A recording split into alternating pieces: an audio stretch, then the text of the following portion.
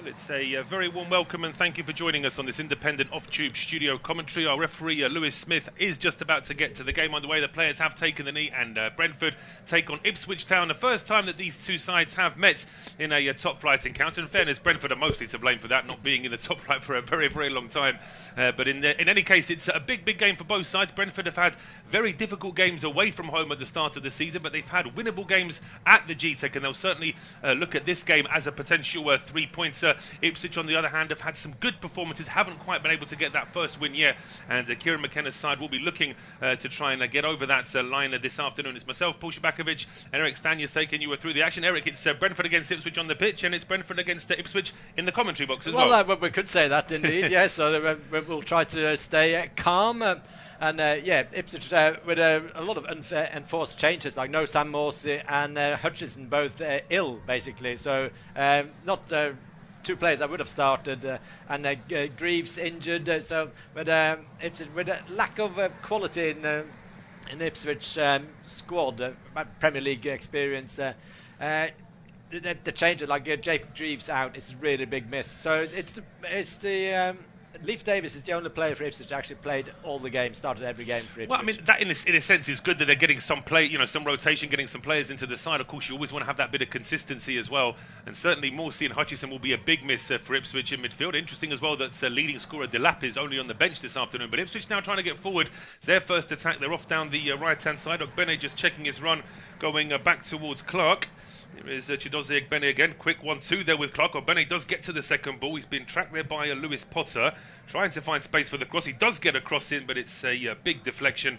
No danger for anyone getting that in the box, but it will be a corner kick to Ipswich. Yeah, it's a decent start for Ipswich. And Ogbene starting today instead of Burns. Burns on the bench. So they keep swapping like Szmodics with Jack Clark as well on the left. So there's a lot of changes for Ipswich, but they played some decent football early on in the season. The last two games have been really poor, but good start. Only 2 minutes though. Yeah, it's going to be a corner whipped in here from the from the right hand side. It's going to be a left-footed in swing. There is a short ball option there as well, but it looks like it is just going to be swung in. There's plenty of Ipswich players inside that penalty area. We know that Flekken isn't the best keeper in the Premier League when it comes to claiming crosses, and it is a ball towards the edge of the 6-yard box. It's straight to the feet of Nathan Collins, who slams that all the way back towards the halfway line. The last man back there was Harrison Clark for Ipswich.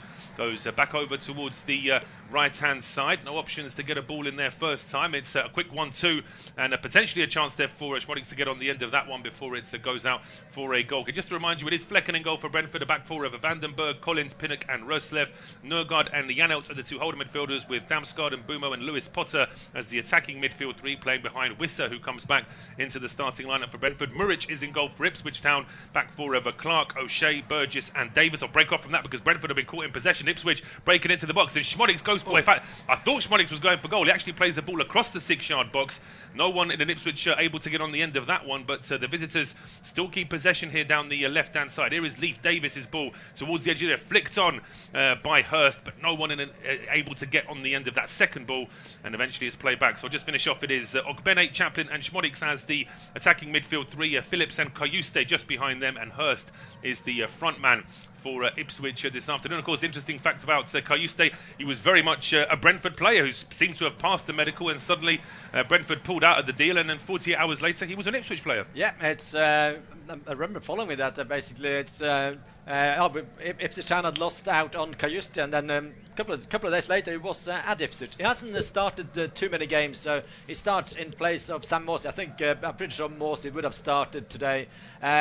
Either with Phillips or with Kayuste. But Ipswich Town, good start for the away side. It's a very good start. Brentford have not had any possession inside the Ipswich half yet. We're 4 minutes into the game, and Ipswich on the attack. It's a long hanging cross from the right-hand side. It's headed up in the air. There won't be any Brentford player able to get that second ball. It's Roslev who just nods it out. So Ipswich with their second corner kick of the afternoon. But if Kieran McKenna's intent was to try and stop Brentford early, don't let them score an early goal and actually try and set the pace. So far, so good.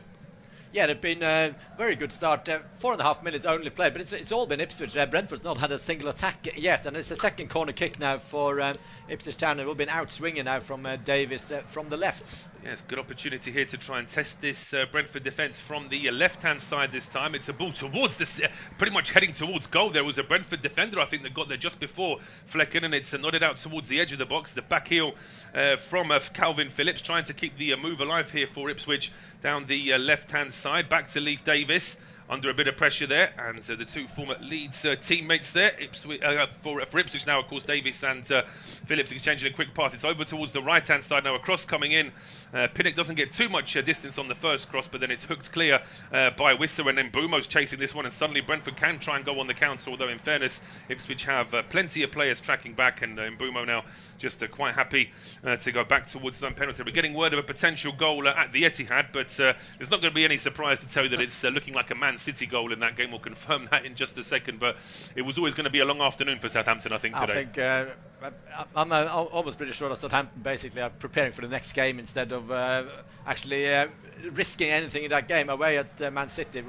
Well, Ipswich and Brentford tried it. They've scored early both against Man City. Ipswich got lost 4-1, and Brentford did better with just a 2-1 defeat. They did, but I think, I've actually commentated on both of those games, and I felt that Ipswich were probably due a penalty when it was still, I think, 3-1 or 2-1. Yeah. It was 3-1 at that time, and Brentford probably could have actually done a little bit more to try and press at Manchester City when they were leading early in that game at the Etihad. But Roslev now brings the ball out for Brentford. It's Mbumo. First time that Brentford getting anywhere near Ipswich's penalty area. Mbumo's pass is blocked off here by Kayuste. It's back into midfield. In fact, all the way back towards Nathan Collins on the halfway line. Christian Norgard now, the Brentford captain, trying a long diagonal ball to pick out Wisser. That's an important header away there by Burgess. And Ipswich still keep possession. It's swept up towards the halfway line. Should be a free kick there. I thought that Hirst was taken out, but our referee, Lewis Smith, is happy to let play go on. And here's Damsgaard now. He feeds Mbumo into the box. Mbumo's strike is charged down. Maybe he should have hit that first time. Just took a little bit too long. And Brentford still keep possession here on the left-hand side this time with Lewis Potter. His ball into the box is only partially dealt with. It's clipped into the 6-yard box. It's cleared towards the edge of the area. And then it's Norgard with an effort which is charged down. And it's away for a Brentford throw down the left-hand side. Well, it's taken 6 minutes, but now Brentford are starting to attack Ipswich. Absolutely. And Mbumo, early on, an earlier shot would have been a clear shot on goal. They're all been blocked and palmed out by the goalkeeper, but it's a bit of a bombardment there for Brentford and Ipswich defence. And they're not clearing. The clearance is intended to start an attack instead of clearing the ball. And then when you lose it, it was 3 shots instead of what should have been 1 if there was a proper clearance. Yeah, absolutely. Sometimes it is just better to put your foot through it. No surprise to tell you that goal for Manchester City was scored by Erling Haaland. So they lead 1-0. That's the only goal in the Premier League so far. Now, throw on to Brentford, level with the edge of the area. It's going to be a long ball launched in by Pinnock towards the penalty box. Good strong header away by Chaplin. It's back over towards the left-hand side. It will be another throw to Brentford on this left-hand side. Pinnock is still there, just using the towel to get a bit more of a grip on that ball to try and send it towards the penalty area. Just to remind you, of course, Villa, Bournemouth, Brighton, Wolves and Man City, Southampton, they're all available on our service, as is the 5:30 game between Everton and Fulham. Long ball now from Pinnock. Gets a lot more height on that one. It's another good header away, though. Ipswich are able to clear their lines. Collins, with an Ipswich player just on his back, doesn't want to take the chance. He sends a ball 40, 50 yards back into his own half. And Flekken now coming a long way out, sending a long ball straight back into the Ipswich penalty area. But that is more of a clearance than a pass, really, and it will be a goal kick to the visitors. Yeah, it's an intended pass, but it's just well overhit. You could see it's as straight as left Flekken's boot. It was going wide, so Ipswich Town probably need his goal kick to regroup a bit, because it's been hectic 2 minutes with suddenly Brentford going forward, and that's without a shadow of doubt, Brentford's got more quality than Ipswich. Well, they do, but I think from both teams, Brentford will look at Ipswich and say, this is a team we should be beating at home. And Ipswich will be saying, well, if we're going to get points away from home, a team like Brentford, we've got more chance than we have against, say, a Liverpool or an Arsenal, so we have to try and actually get some points here. So that should hopefully make for a quite attacking game, because both of these teams, I think, are better going forward than they are defending, that's for sure, as Brentford do win themselves a free kick on the halfway line. It's either Janne or Norgard that were brought down. Both of them hit the deck, but whichever one, it was challenged there from Calvin Phillips. And chance now for Brentford just to try and keep a bit of possession. As I mentioned, Lewis Smith, part of a new crop of referees. as we try and get that standard up. Of course, still plenty of discussions in terms of how VAR is being policed, but hopefully there won't be any controversy today. There's always going to be that little bit of doubt. I actually like the fact there's less involvement with VAR this season. I just want that consistency where sometimes it is an obvious error that you would like the officials to be made aware of it. Yes, quite often it's basically they don't get involved almost regardless. Now I like that. I agree with you. But you see, generally in the European games, it's so much better, and they've managed it. I've seen a couple of European games. It's like a couple of seconds and no penalty, and it's not the long wait for a decision. And I think you look at the thing is you look at the screen once, and if it's not obvious, then just play it's almost on. like after that you're almost trying a little bit too hard to spot something, aren't you? Yeah, absolutely. But 10 minutes on the clock here on Official Independent off-tube studio commentary, goalless between Brentford and Ipswich. Things have just slowed down in the last minute or so as Brentford keep a bit of a halfway line possession. Lewis Potter now on the left-hand side, got 3 Ipswich players going towards him. Lays it back towards Nathan Collins. Out to Roslev now on the right-hand side. But Ipswich, to their credit, are really pressing at Brentford here, and they've got a very high offside line as well, as Brentford are only about 10 yards away from the centre circle, but Ipswich are already pressing towards their half of the centre circle as well, just to try and avoid any long ball from the home side. Yeah, Ipswich are... I think that they just can't just sit back and hope for a 0-0 and then to maybe sneak a goal from a Leif Davis cross, which has been the case so many times.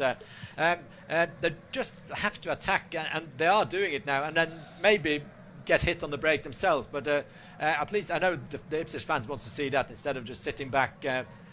What Ipswich did away at Brighton, they managed to do it and managed to get a 0-0, but a very lucky 0-0, and it was not entertaining at all for the fans. But I tell you what, when you look at teams like Spurs who've struggled to obviously got nothing at Brighton, that could prove to actually be a very good point for Ipswich. It's sometimes important to win or to draw a game in an ugly fashion than it is to lose in an exciting fashion. Sometimes you do have to try and grind out those points, but it's a long ball up towards Ogbene on the right-hand side. It was Brentford that gave the ball away through Ethan Pinnock. Ipswich now trying to get forward. Potentially a free kick there to the visitors. Referee not interested though, and Brentford are able to get the ball away now down the left-hand side. And now there is going to be a free kick in favour of the home side, and no surprise that a couple of Ipswich players just asking the question there as Damsgaard was pushed over. There was an argument that there could have been a foul on Chaplin just a moment before. Yeah, so early on there was a potential free kick to Ipswich Town, coming together. So I think it's okay not to give, when it's like a physical battle, it's okay not to give the free kick. But the Brentford players actually was clipped.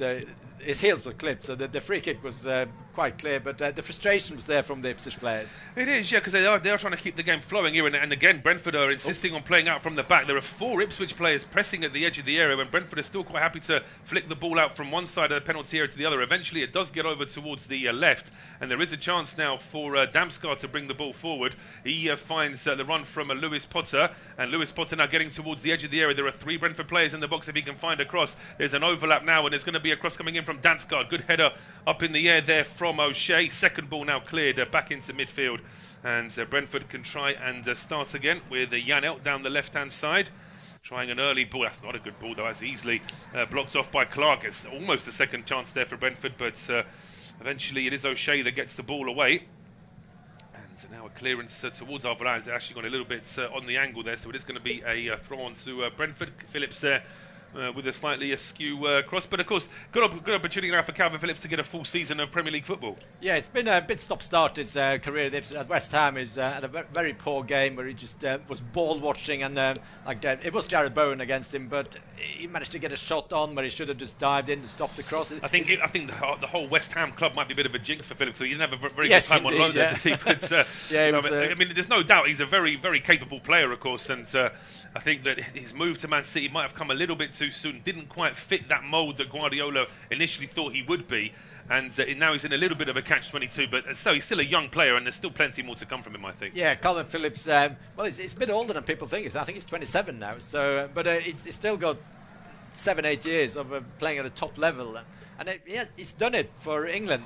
He's done it for Leeds in the top league, and now obviously he's playing for a team that will lose more than they win, that probably will not have possession as much as it would have at Man City. And West Ham away was a really poor game. It was booed every time we got the ball, and that's normal in football. But so far Ipswich have done okay in this game, considering they're a slight underdog. So it's 50 minutes played and not many chances. A couple of blocked shots from Brentford. It's just waiting for the game to just kick off. Absolutely, yes. It's not quite sort of bedded down yet after that good start from Ipswich. Now Brentford are trying to push forward, and a ball through towards Wisser. In the end, it's quickly cut out by Burgess. Back into midfield. A heavy touch there from Ogbene, and Lewis Potter is able to capitalise. He wins the ball back for Brentford, going from left to right this time. He picks out Brian Mbumo, drops a shoulder, gets away from Davis. His ball into the box for Wisser is too low, though. That's cleared by O'Shea. It's back over towards Mbumo on the right-hand side. Him and Roslev are exchanging passes now. And the ball back in towards Christian Norgard. Way to get the ball into the box. Ipswich are trying to keep that offside line just outside the box, just to make it that bit more difficult for Brentford. Norgard over to Roslev. Chance to get the ball in. No, he chooses to go back towards Norgard. Now a ball is fired down the right-hand side. Collins has got himself into a right-wing position, and perhaps not his normal territory there. Finds himself in an offside position as well. Yeah, this centre-back in a offside position. And it must have been a clear offside, because the assistant referee just lifted his flag straight away before he put the cross in, and it should be a heavy flag if they're in doubt, at least. So it's. But I'm looking at Brentford now. They're very good at winning the ball back. Ipswich, when they win the ball, you mentioned there's a few heavy touches for Ipswich, and Brentford are such a good pressing side. So Ipswich got to be really careful not to take any chances, and maybe try and basically boot the ball out instead of just trying to play it out from the back when they win the ball. Yeah, I think it's always that balance, isn't it? If you always want to play out from the back, then there is a risk that you are going to lose the ball, and sometimes percentage-wise you've actually got more chance of winning the ball back higher up the field rather than constantly trying to keep it. But Ipswich, just as we say that, they have got themselves into more of an attacking position. The ball's cleared out for a throw, and it's Connor Chaplin. In fact, no, it's not Connor Chaplin. I take that back. It's Jens Kajuste who's going to take this ball here for Ipswich. Chaplin getting into the penalty area, and Kajuste is going to launch this one into the box. Just want to get as much grip on this as he can. And there's plenty to aim for inside the penalty area there as well, if he can find a teammate. It's a really long throw as well from Kajuste. It's headed up in the air by Pinnock. And then Szmodics wins the second header just outside the box. It's back over towards Jens Kajuste. And I don't know what he's trying to do there. He's effectively, just to describe it, he stood on the touchline with his facing the pitch, with his back obviously to the stand, and he backheels the ball. Well, what's this going to happen? It's going to go out for a throw. There was no way anybody could keep that on the pitch. It would have been the back heel with the most spin on it ever for that to stay in the pitch. It would have been absolutely would have been some sort of skill there to have done that. But Brentford trying to break out. Wisser played the ball into Mbumo. There was a bit too much height on it, a bit too much spin actually, funnily enough, and Mbumo couldn't really control it and get it towards Norgard. It's now to Damsgaard. It's now played back towards goalkeeper Muric, who clears it to the halfway line. But Brentford win it straight back, and they give it straight away again. It's Lewis Potter who can't keep the ball this time. It's a little bit chaotic here in midfield from both sides. Ball through the middle there, looking for the run of Hirst, is picked off by Collins. And now Mbumo here for Brentford, slightly over towards the left, finding Lewis Potter. Gets towards the edge of the area. He's got options here if he can beat his man. He's got 4 Brentford players in the box, but he's still going in. Lewis Potter just holding onto the ball a little bit too long. His cross does go in. It takes a deflection, and it's out for a corner kick. Yes, quite a lot of trickery from Lewis Potter there. When Harry Clark managed to stay goal side and managed to block it in the last second. But it's decent play by Lewis Potter. He managed to basically get a ball 10 yards effectively from the post, and then put a cross in. Good block, but a corner kick to Brentford. And Brentford have taken over the game after the first 5 minutes. Ipswich were producing some good moments with the corner kicks and crosses. But in fairness, there's been no work for Muric as yet, really, has there? It's his defenders and midfielders are having to soak up Brentford possessions. Not really been any work for the keeper as yet. We'll see with this corner as Damsgaard puts it in. It's flicked on at the near post, and Muric, well, he makes a save, although it wasn't the easiest one. I think it surprised him a little bit there. He sort of palmed at the ball before diving on it, but I think it was Norgard that flicks it on at the near post, and then it's actually got a slight deflection of one of the defenders, but Muric initially was trying to push it before he decided to catch it. I'll break off from that, though, because a long ball was played all the way to the edge of the Brentford penalty area. Szmodics was chasing that one. He couldn't quite get on the end of it, though, and now Brentford go up the other end. Wisser trying to control a long ball, but he's dispossessed just at the last second there, and O'Shea playing it back to Muric, who clears it not too far. It's still inside the Ipswich half here with Lewis Potter going back towards the halfway line. Now Brentford just keeping a bit of possession. Yes, you just mentioned Murray's not been in action, and then the corner kick was like a teasing corner into the front post. No one really got to it, and it just effectively just hit a couple of players, and it could have gone in at the front post. And what he tried to do, I'm not sure. He tried to push the ball out, I'm not sure, but then eventually managed to pick it up after missing the first push on the ball. So yeah, I mean there was enough Ipswich players in front of him there that it wouldn't have no Brentford player could get onto that rebound. It was always very close to the goalkeeper as well. But it's with Pinnock now over towards the right hand side. Just getting a possession stat up on our screen. 66% for Brentford, 34%. That feels about right as well. Brentford are seeing a lot more of the ball now, but in fairness, it is taking quite a few passes for them to get near that Ipswich penalty area. Janelt now finding Norgard down the right hand side, and again Damsgaard stepped forward like he was ready to try and start an attack for Brentford. No options, having to go back towards the halfway line again. Ipswich really doing what they can to try and flood the middle of the park, make it more difficult for Brentford. Now, there is a bit more space down the left here for Damsgaard. He feeds it into Wisser. Was Wisser offside there as he went for that? The flag doesn't go up. Doesn't really matter anyway because Ipswich have won the ball. There was also a foul from Wisser. The referee allows play to go on as Ipswich try and go on a counter, but the pass to Ogbene is overhit and Vandenberg can go back towards Flekken. Yes, decent defending from Burgess in the middle, but Wisser is just so close to actually get hold of the ball, and it could have been one-on-one with the keeper. So it's good defending by Ipswich, but bit risky defending, I would say, because basically one tiny mistake and Wisser is through. Wisser is quick, and he does like to take shots early as well, but on that occasion, as you say, Burgess really was in a better position, and he was able to get the clearance away. It's now back with Collins and Pinnock, the two Brentford centre-backs. Really have become the regular pairing for Brentford now. Ben Mee with injury problems, he's back on the bench, but not able to break into the team. And Ayer, who really is a centre-back by trade, has become more of a right-back in recent times, of course, with the long-term injuries to Aaron Hickey and to Rico Henry. Henry is closer to coming back into that onto the Brentford bench, whereas Hickey's still going to miss the whole of this season as well after missing most of last season. Really sad story for the Scotland international. But ball now played back to Collins towards Flekken. And again, Brentford just quite happy to sit back a little bit because I think that start from Ipswich just made Brentford a little bit more alert that it's not going to be as easy as maybe they thought it would be, and Ipswich certainly can play.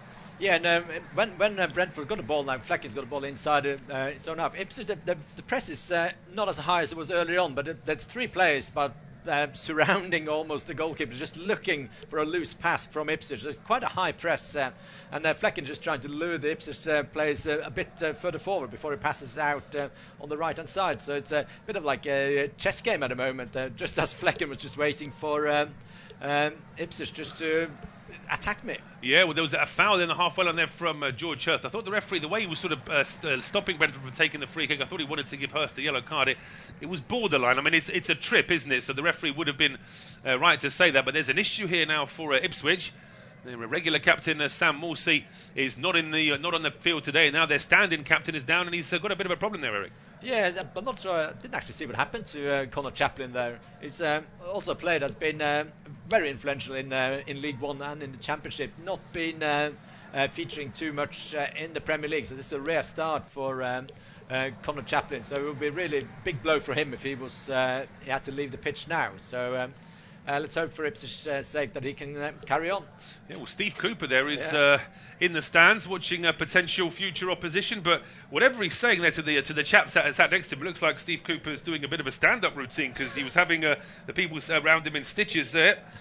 Obviously, wouldn't be too happy after the result last night, of course, against Nottingham Forest. But but it's going to take a little while here for Chaplin to be checked over. Hopefully it's nothing too serious. Ipswich already missing a couple of really important players. They wouldn't want to have to lose him as well.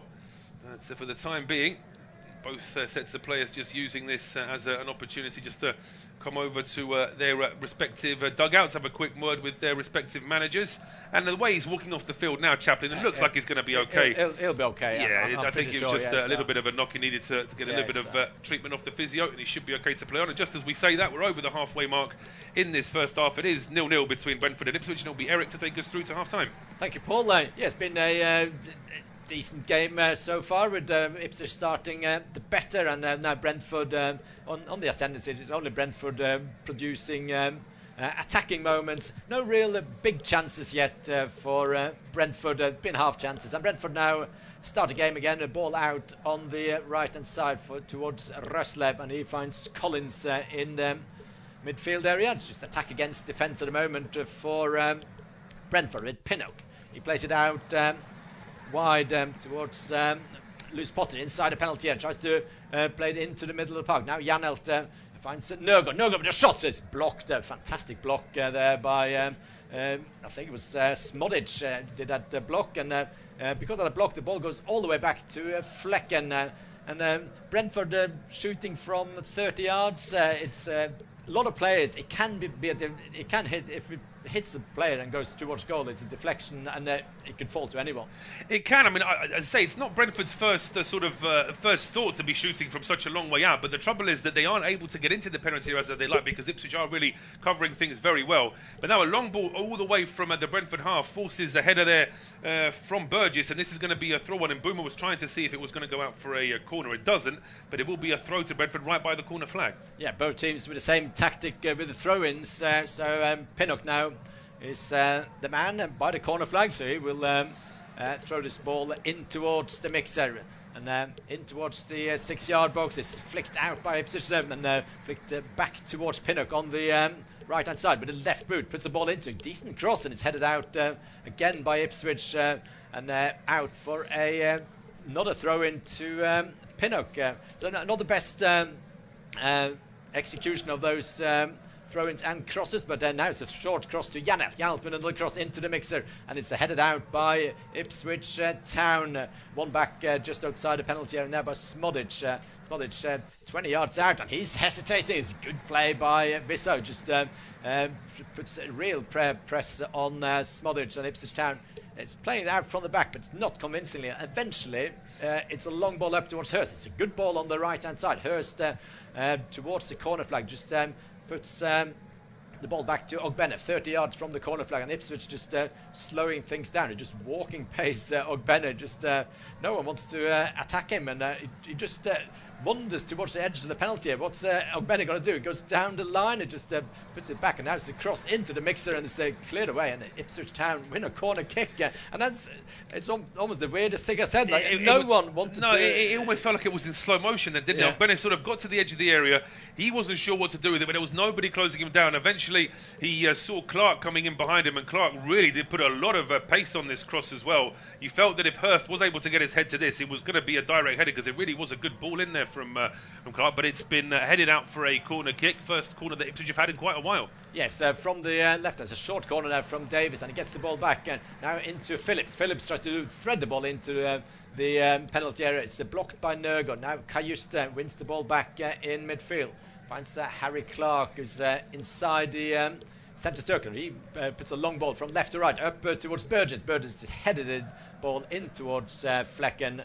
And long ball from Flekken, tries to find Wisso on the run. It's goalkeeper Muric completely out of position, and Ipswich managed to actually. Burgess managed to control the ball. Yeah, I mean, Calvin Phillips will be very grateful to Johan Wisso for that little trip there, because it meant that Ipswich could just take a little bit of a breather. I mean, this is something that we've seen from Muric in his time at Burnley. He's not the best keeper in terms of judging when he has to come on and off his line. And there, I mean, it's not a great touch outside the box, but even so, he shouldn't have been coming that far out when there's that many outfield players in front of him. Basically, one touch and Wisso is through on goal, and not even through on the goal, not goalkeeper, just the net.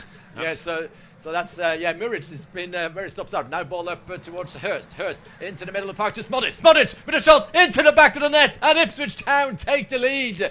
And Szmodics with his second goal for Ipswich Town, and just out of nothing, long ball up to Hirst and a flick on, and Ipswich are winning 1-0. Well, maybe this is what Ipswich needed to do, because in terms of keeping possession and soaking up what Brentford were doing, Ipswich were doing well, but they weren't really able to get out of their own half quickly enough. And all of a sudden, there's a chance to go straight through the middle, and Ipswich have taken it superbly. And if Szmodics gets that kind of chance in front of goal, he's not going to miss it. He was absolutely prolific in the Championship last season, and we'll see again as this ball is played over the top. It's only a question of an offside. There is no offside, no danger of that whatsoever. No. And when Szmodics gets it at the edge of the area, takes it first time, and it's a really, really smart finish as well. He uses his body just to make sure he can cushion that one into the corner, and Flekken even diving at full stretch. He knows where it's going, but he's not going to be able to save it. It's a fabulous finish there from Sammie Szmodics. Ipswich lead by by a 1-0 just before the half-hour mark. There is also a goal to tell you about at Villa Park, where John McGinn has given Aston Villa the lead against Bournemouth, so it just leaves Brighton against Wolves as the only game this afternoon in the Premier League so far that is goalless.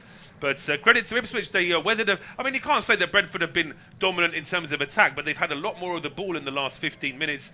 Ipswich just starting to see a bit more of that corner kick and that attack a few moments ago, and now a pass down the middle, and the Brentford midfield and defence went missing. Yeah, almost like Nathan Collins to take maybe a yellow card for the team there, and just to go into the back over Hirst, so because the flick on is too easy, and the run from midfield, obviously that's a defensive mistake, but if you stop the source of then basically Hirst to give away a free kick and a bit of a nudge, and it probably wouldn't be a yellow card after, because it's not even a goal-scoring opportunity. Well, even if it would be, it's 40 yards out from goal. It's not going to be a problem for Brentford with that. Just getting word that there's a VAR check in terms of the Aston Villa game, so that Villa goal scored by McGinn may yet be chalked off, but no danger of that being chalked off here at the Gtech. Is a fabulous goal from Szmodics, and now, of course, it's a test for Ipswich with 15 minutes to play in the first half still and the whole of the second. How do they go from here in terms of defending this lead and, of course, trying to build on it as well?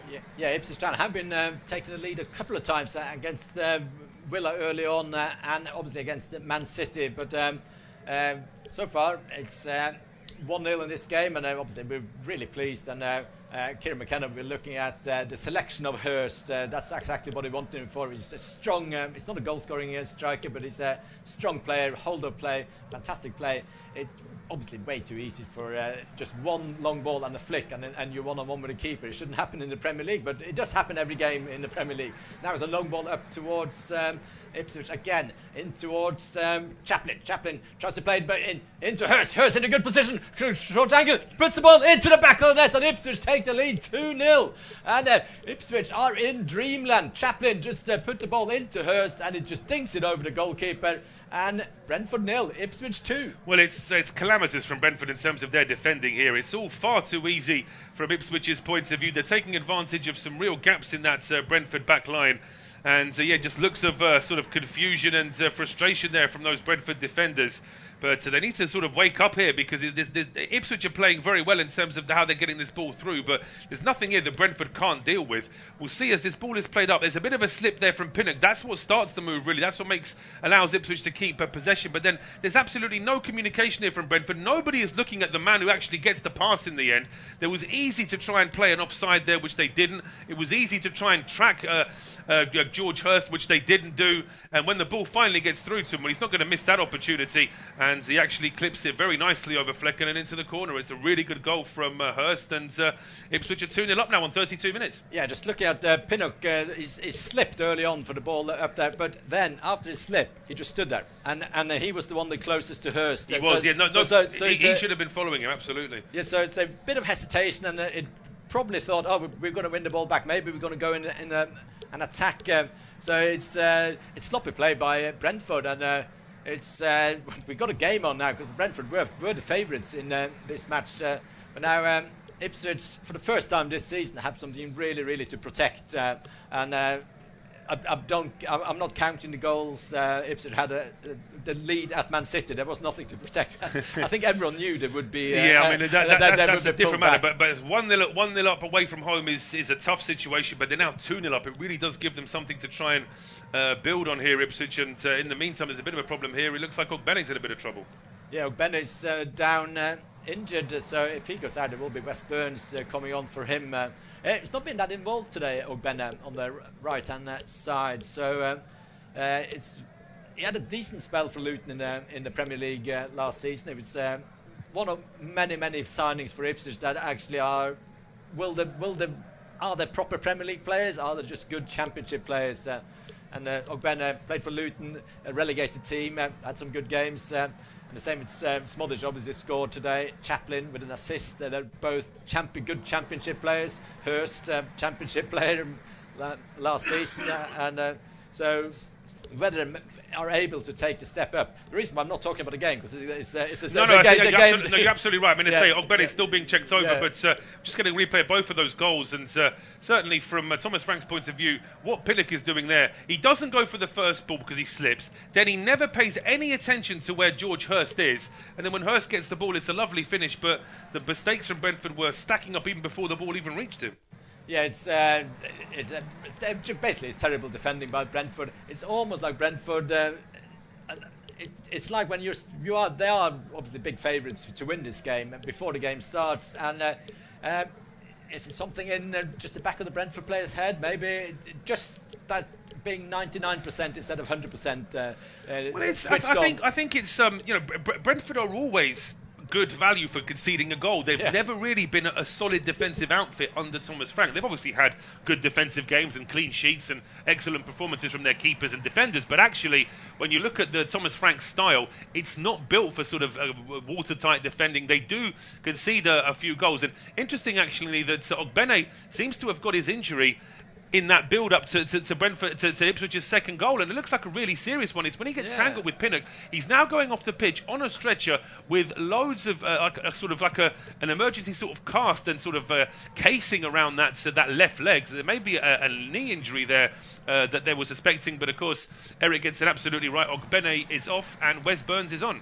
Yeah, Burns on for Ogbene, and it looked like Ogbene. There was no real contact. Basically, if it could have been a hamstring or the knee just went, because it wasn't like it was tackled. It just basically stopped running and got injured. So let's hope he gets back to full fitness as soon as possible. It's going from bad to worse here for Brentford. They kicked off. They went back towards the edge of their own penalty area. Collins controlled the ball, and now straight from the kick-off, Ipswich have got themselves a throw-on level with the Brentford penalty area. So it's a bit of a nightmare spell here for the home side. Just to tell you, no joy for Aston Villa, unfortunately, as far as they're concerned. That goal for John McGinn has been disallowed for offside, it would appear. So it's still goalless in that game. Long throw now into the Brentford penalty area. Just about cleared, but Ipswich still keep the second ball. Yes, Szmodics picks up and finds Cajuste in next phase of play. Played all the way back to Harry Clark in defence. The Ipswich Town boy from Ipswich, and he's the one that celebrated promotion the most of all the Ipswich players. Like a local boy, all the fans like to see that. With a long ball over the top now for Ipswich. One back in midfield by Phillips. Good spell for Ipswich Town. And a ball up to Chaplin. Finds Burns. First touch of the ball for Wes Burns. 1-on-1 on the right-hand side. Tries to put a cross into the box. Hits the first defender. Out for a corner kick. And Ipswich are pushing on despite taking the 2-goal lead. Brentford almost need half-time now. No, they do. I mean, if I was Ipswich now, I would actually risk a little bit more possession, a little bit more pushing forward and try and get a third, because Brentford are likely to concede the way that they're sort of all over the place at the moment. There's players are looking at each other, starting to blame each other. And as I say, even the evidence there of Brentford losing the ball straight from the kick-off by giving a throw-on away at the edge of their own box. This is evidence of a team that are just a little bit off the pace at the moment. So Ipswich can take advantage of this, and it's going to be an in-swinger from Leif Davis. Yeah, Leif Davis lifts his right arm in the air and just swings it into the mixer, and it's headed out by Brentford. One back outside the box by Phillips, and now Chaplin plays it out to Davis. Back towards Chaplin. He can put the ball into the mixer, and it's a header from Bird. It's straight at the goalkeeper. It's I thought it was looping over the goalkeeper. It was the optical illusion that played me, but it was an easy save in the end. It was. Flekken was always watching that one, and Norgard, he's waiting a bit too much for the free kick there. He did get tangled with the Ipswich player, but he was able to keep his feet, and then he just runs out for a throw and expects the referee to now give him a free kick. But there's no danger of that. I tell you what, there's a bit of a shove inside the Brentford penalty area as well. I think it was Dara O'Shea that went down, and on another day a different referee may have looked at that. In fact, we were getting shots of the referee Lewis Smith.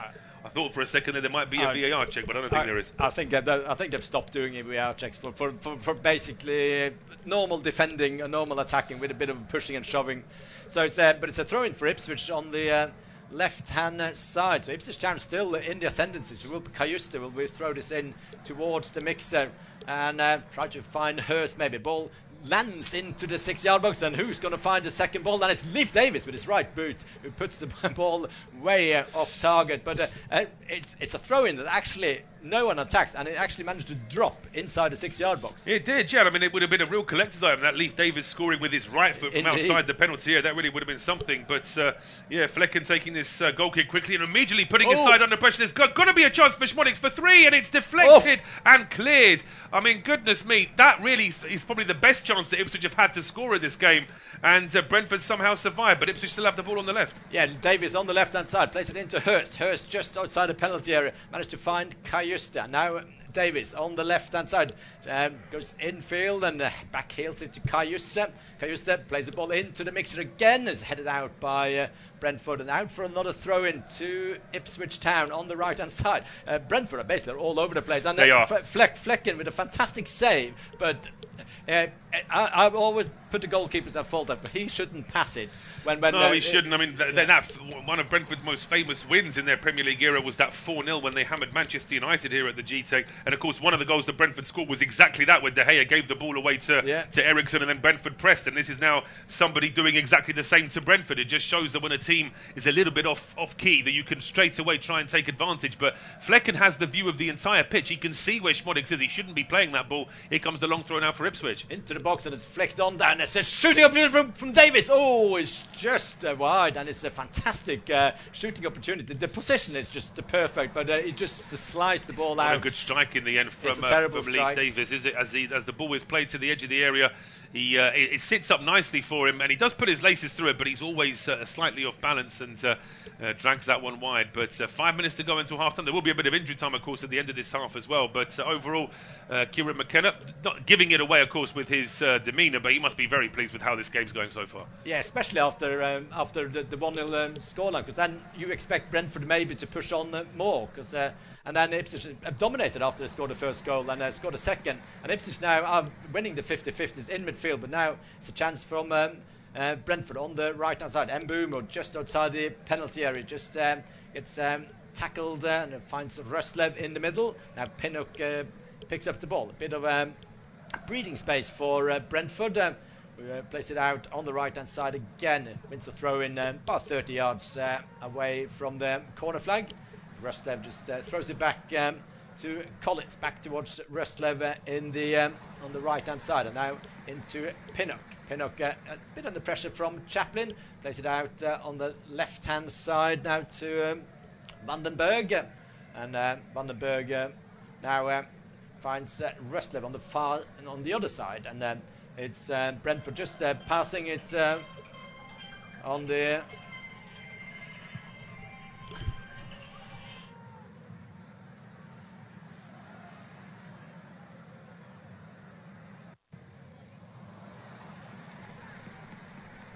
Gremlins in the system. The ball now out for a throw to Ipswich down the left. But in the meantime, as that ball was played over towards the right, we could see Thomas Frank, on the other hand, his expression isn't difficult to read. Brentford have had 3 efforts in this first half, all of them off target. Ipswich with 7 efforts, 4 of them on target, and actually a couple of those off target ones should have been on target as well. Of course, the one from Davies. And really, when Brentford gave it away, Szmodics really should have made it 3-0. Absolutely, that's the chance of the game, and it was Szmodics just he did really well when he won the ball, because he could have passed it to an offside player. Hirst, it was in an offside position. Instead, he just went all the way, and then it's a yellow card given. I think Davies has been booked for taking too long to take the throw on. I'll confirm that in a second if it really was Leif Davies, but he's certainly unhappy about something, and I'm not sure if this. I mean, certainly taking the throw on the halfway line, I'm not sure that he would have been attempting to waste too much time. It may be that he said something to the referee as well, which Lewis Smith didn't care for. But it's Davis's throw towards the edge of the area, and confirmation that it was him with the booking. Yeah, no, Chaplin wins the ball just outside penalty area. Tries to put the ball into the mixes, headed straight up in the air from Pinnock. Ipswich win the ball again, but concedes a free kick outside the area. So I think it will be some team talk this from Thomas Frank, because he's Brentford. He said that basically we're going to win every game. We will win most 50-50s in midfield. He said it. I remember during the Euros it was a pundit, and it's just. The way he just said it, explained how to play. But now Brentford can come forward on the left-hand side in towards Mbumo, and it's 2-1, and it's Wisow scores, and Brentford got a goal back just before half-time, and God, they needed that goal. They really did. They probably saved themselves maybe 50% of Thomas Frank's anger with that goal there from Yoa Wisow. It's not been a great half from Brentford. In fact, let's have it right. It's been a poor half from Brentford, generally speaking. But what's happened here is that they've been able to just find a little bit of space inside their own half. It's with Vandenberg down the left. He plays it into Lewis Potter. He quickly spins away from Clark and heading towards the box. There's an overlap there. Looks like it's Janel. He finds Wisow. And in fairness, I mean, it's a very good goal from Brentford, but Ipswich just a little bit too slow to track back. Yeah, it's really poor defending, and it's a clear shot I think it's Davis who's been found out at a defensive position. Phillips who misses the first challenge there on Lewis Potter as he's running in, and then as I say, by the time that ball's played into Wissa, it's probably too late. But a really important goal that for Brentford, and now that's save from Flekken when Szmodics should have made it 3-0. That becomes even more important now. Absolutely, and it's just before half time, and I was talking about that team talk. Might still be a bit of a talking to, and now Brentford give the ball away again just outside the penalty, and Phillips picks up the loose ball, played out on the right hand side and in towards Szmodics into the left hand side towards Phillips and out towards Davis. Davis can't get hold of the ball on the left, but he wins the ball in the next phase of play. Now Burgess plays it in field. Ipswich playing well despite getting a goal against. Now it's a crossing opportunity from Phillips into the penalty area, straight at Flekken, and just rolls it out. Now it's a bit more end-to-end stuff for in this game, and Brentford now, Rustlev on the right. I think it was Nurgar who couldn't find a first pass going forward. So now it's Collins just outside their own penalty area. So Brentford now with the ball at 6 minutes. I didn't think it would be as much as that. Rob Jones, our fourth official, confirming we're going to get 6 minutes of added time. But this just means that Brentford have more time to try and save themselves. And Ipswich are pressing way up the field now. Here comes Wissa. Wissa is 1-on-1 with the keeper. This is a great chance. Wissa puts the ball. Oh, it's saved now. He goes back into the back of the net through the goalkeeper. And basically it's slid in by the Ipswich player into the middle of the park. And it's 2-2. Wissa's got 2 goals. Unbelievable. I mean, well, if we thought that Brentford fell apart quickly when Ipswich scored their first goal, Ipswich have probably fallen apart even quicker with Brentford's 2 goals now. It's unbelievable, really, that when Ipswich are 2-1 up away from home in injury time at the end of the first half, why are they playing so high up? I mean, they're pretty much doing a Tottenham Hotspur here by pressing on the halfway line, and suddenly there is no offside. No, there is no offside. Now we can see from that one replay there isn't. And when you give Wissa the ball at the edge of the area, he is going to score. Muric stops it with his body as he's being nutmegged. They are quickly checking the offside, but I don't think there is anything here. Looks to me like Burgess is level with Wissa there. I don't think it's offside because, it's we'll see when the line's drawn. Of course, we haven't got exactly the time when the ball was played, but it looks. If that's offside and it's not given, in my opinion, it should be given us a goal because that's when it's so marginal. Let's not get in VAR involved. That's just my take on offside. I think that the difficulty with the offside is that when it comes to handballs, fouls and things like that, there are grey areas, there are different angles, but there are different views. But when it comes to an offside, I think it's... I mean, looking at that replay, we're seeing that replay for a long time. I think it is onside. It's onside, yes. And hopefully our VAR officials can confirm that quickly so that we can get back to playing this, what's now been a very, very exciting game. Yeah, absolutely. It's 2-2. And as I said, Ipswich, when they took the 2-0 lead, they really have something to protect, and it is onside. I don't understand why it takes so long. We can see that that's onside. You made the point at the start of the game, make a very good point about how it's done in European competitions. I mean, I was doing a game, the wonderful game between Barca and Bayern in midweek, and there was an offside. Harry Kane's kneecap was offside, and it took about 10 seconds for them to say it, and it took another 15 to 20 seconds for us to see the replay of that. So with the the UEFA graphic with the drawing and everything else. So confirmation has taken not the 15 or 20 seconds that it does in UEFA. It's taken more like 2 minutes, but they have got the right decision, and unbelievable really. So Thomas Frank's probably going to be a lot calmer now, and all of a sudden Kieran McKenna's going to be furious. Yeah, because Ipswich Town basically lost their head with that high line, and obviously with a high line like that, you need to have press on ball. You can't have a free pass towards Wissa, who's timed his run perfectly. It wasn't even the best finish from Wissa, but it goes through the legs of the goalkeeper, and it's I think it's Harry Clark who's already on the floor sliding in to basically save it. Maybe it's just as well it went over the line because he had his arm on the ball yes, as well. Indeed, yes, so if he'd have saved that, he probably would have been sent off and Brentford would have had a penalty as well. But now, with still a few minutes of injury time, Brentford have a corner. Yes, a corner kick, and Brentford going for the lead at half-time now. So 2-2, it's we've got quite entertaining game of football, and this week I've been very lucky with the goals. I've almost when I'm commentating, I get almost all the goals.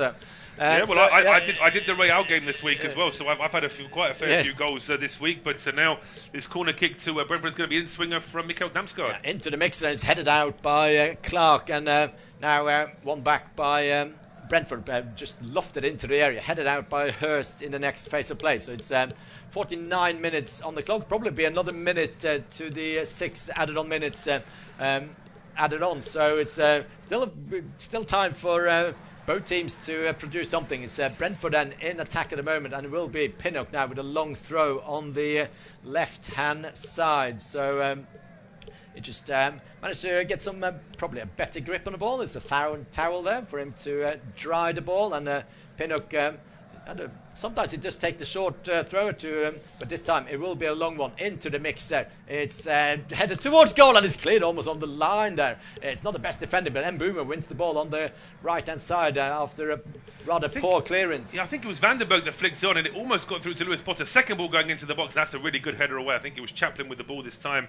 Ipswich now having to really defend deep as Brentford still push forward. Yeah, Brentford now on the right-hand side. Rustlev plays it in towards Nørgaard. Good turn by the Dane, and then into the middle of the field. Janelt plays it out on the right side. Poor play by Brentford. A good interception, and Ipswich Town on the counter-attack now, and it could be a chance for Hirst. It just goes through the Burns rather, and it goes runs into traffic. A classic run where you basically run, and maybe you lose your bearings and you don't actually know where anything else is on the pitch. So it ran into 4 defenders, but decent the way he won the back, and it read the loose pass on them towards the left for Brentford. Well, I mean, it really is hopefully building towards a very exciting second half, because both teams have proven to themselves that they can get at their opposition inside, short periods, with Ipswich getting their 2 goals very quickly, Brentford getting their 2 goals, and we'll just for the sake of stats, we'll just confirm that Ipswich scored in the 29th and 31st minute,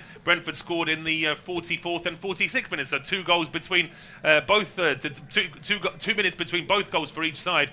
Very rare to see that really in a game as well, but Brentford still pushing forward now towards the end of injury time. Brentford with a good ball to Rustlev just outside a penalty. Mbeumo waiting on the right hand side, but it's crossed into the mix instead. It's won back by Szmodics, and he just lofts the ball forward towards Hirst. Brentford is winning the ball again, and Brentford actually going for the 3rd goal before half time. So 51 minutes is played, so the 6 minutes are up, and the ball goes into the area for Brentford. It goes out for a goal kick, and that probably might be the last thing in this first half. I wonder if the referee's going to still make Muric take this goal kick and send it long, or if he's just going to wait until the goalkeeper is in position. Well, Brentford now have got 2 shots on target. They're the only 2 that they've had in the game, and both of them have hit the back of the net. It's Ipswich still having more efforts on goal in total. And I suppose from Kieran McKenna's point of view, does he encourage his players more for the good attacking play, or does he warn them against the defensive play? He's got to try and strike that balance, really, hasn't he? Yeah, I think it almost goes the same for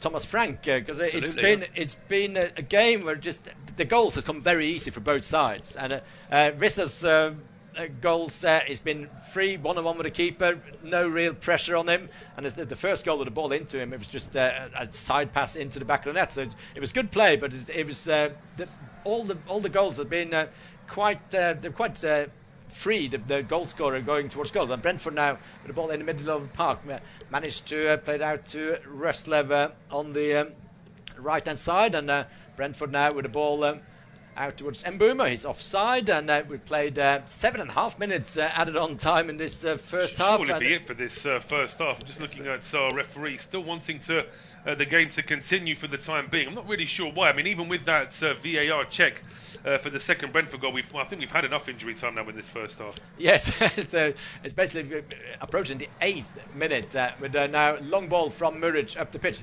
The game still goes on. And Ipswich win the ball in midfield, and it could be a last chance now for Ipswich. Clark plays the ball out to Phillips, and now into Chaplin, just outside a penalty. Ipswich just looks like they just want to run down the clock to half time, just having the ball out on the left hand side, and the referee blows for half time. It's 2-2 between Brentford and Ipswich after the first 45 minutes.